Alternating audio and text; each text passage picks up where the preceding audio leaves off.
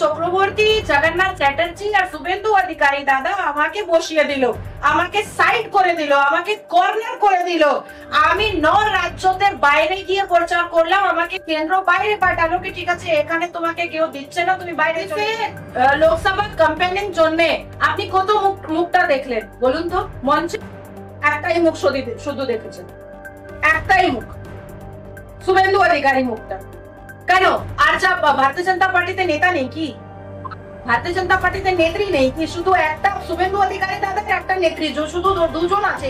রেখা পাত্র পাশে আপনি দাঁড়ান দিদি, আপনাকে দাঁড়ানো উচিত আছে। কেন? রেখা পাত্র তো মুসলিম পপুলেটেড এরিয়াতে ঢুকতে পারছে না। আমি এখান থেকে রেখা পাত্রকে ফোন করেছিলাম, ওর কোনো পিএ উঠালো, রেখা পাত্র আবার পিএ হয়ে গেল হঠাৎ করে।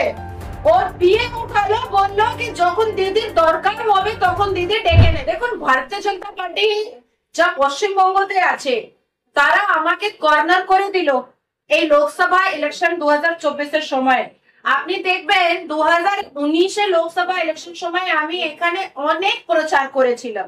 আপনি 2021 দেখবেন কি 2021 বিধানসভা সময় আমি অনেক প্রচার করেছিলাম, না হয় 100 থেকে উপর মিটিং শুধু আমি করেছিলাম। আমাকে 2024 কি করলো? অমিতাভ চক্রবর্তী, জগন্নাথ চ্যাটার্জি আর শুভেন্দু অধিকারী দাদা আমাকে বসিয়ে দিল, আমাকে সাইড করে দিল, আমাকে কর্নার করে দিল। আমি 9 রাজ্যতে বাইরে গিয়ে প্রচার করলাম, আমাকে কেন্দ্র বাইরে পাঠালো কি ঠিক আছে এখানে তোমাকে কেউ দিচ্ছে না, তুমি বাইরে চলে যাও।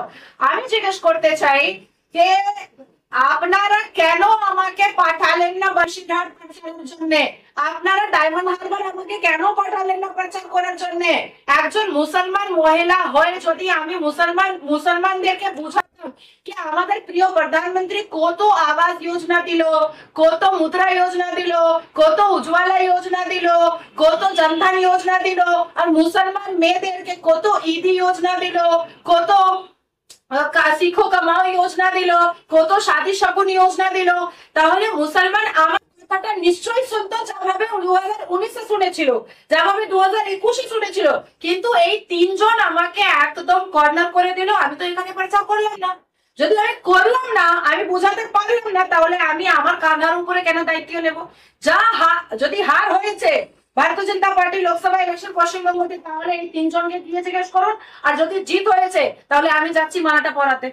মানে 2019-এ বিজেপি যে 18টা আসন পেয়েছিল আর 2024-এ গিয়ে সেখান থেকে কমে দাঁড়ালো 12টা। এই যে কমে দাঁড়ানোর কারণ হিসেবে আপনি এই তিনজনকে দায়ী করছেন? আমি কিছু দায়ী করছি না। আপনি আমাকে বলুন, আপনি তো সাংবাদিক, আপনি কত মুখকে দেখেছে 2024-এ লোকসভা ক্যাম্পেইনিং জন্য? আপনি কত মুখটা দেখলেন বলুন তো? মঞ্চে একটাই মুখ শুধু দেখেছেন, একটাই মুখ, শুভেন্দু অধিকারী মুখটা। কেন? আর যা ভারতীয় জনতা পার্টিতে নেতা নেই কি? ভারতীয় জনতা পার্টিতে নেত্রী নেই কি? শুধু একটা শুভেন্দু অধিকারী দাদার একটা নেত্রী, শুধু দুজন আছে কি?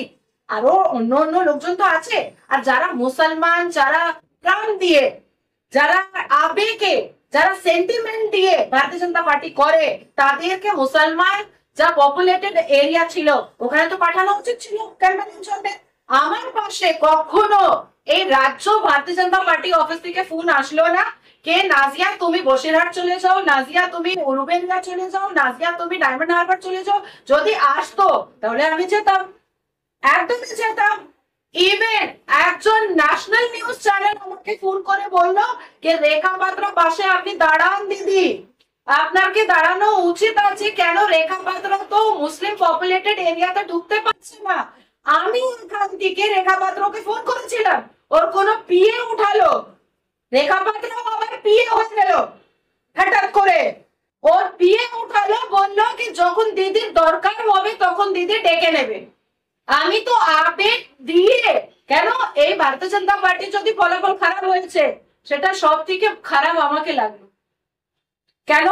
আমরা 2018 থেকে পরিশ্রম করে 2019-এ আমরা 18 অংশ পেয়েছিলাম। তারপরে 2021-এ আমরা পরিশ্রম করে আমরা more or less 80 সিটে আমরা পৌঁছেছিলাম, 77-78 সিটে আমি পৌঁছেছিলাম আমরা। তাহলে আমরা তো মাঠের পরিশ্রম করেছিলাম। আজকে রেখা পাত্রা পিএ হয়ে গেল আর আমার পাশে পিএ নেই ভাই।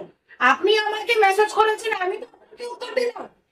আপনি আমাকে ফোন করেন, আমি তো উত্তর দিলাম। আমি তো বললাম না, না কোনো অন্য ফোনটা তুলে তো বললাম না যে আমি নাজিয়া রাইহান বিয়ে বলছি। আর 2 দিন হলো ভিক্টিমাইজ মহিলার পাশে বিয়ে হয়ে গেল। তাহলে এই ধরনের যদি বেইজ্জতি করবে এই ভারতীয় জনতা পার্টির লোকজনরা, তাহলে আমরা কেন এগিয়ে আসবো? কেন আসবো? আজকে যা ফলাফল খারাপ হয়েছে, এই 3 জনকে উত্তর দিতে হবে। কার্যকর্তা প্রশ্ন করবে, সাংবাদিক প্রশ্ন করবে, আমরা প্রশ্ন করব, জনগণ প্রশ্ন করবে, কেন্দ্র প্রশ্ন করবে, আরএসএস প্রশ্ন করবে, এবিভিপি প্রশ্ন করবে, হিন্দু মহাসংঘ প্রশ্ন করবে, সব প্রশ্ন করবে এই 3 জনকে। আপনি জান না, একটু দেখুন না, অমিতাভ চক্রবর্তী অনেক সিকিউরিটিটা নিয়ে বসে আছে। কিসের ভয়? আমার পাশে কোনো সিকিউরিটি আছে? আমার পাশে তো নেই, আমি তো মুসলমান মহিলা, এই মুসলমান এরিয়াতে বসে আছি, আমার তো কোনো সিকিউরিটি দরকার নেই।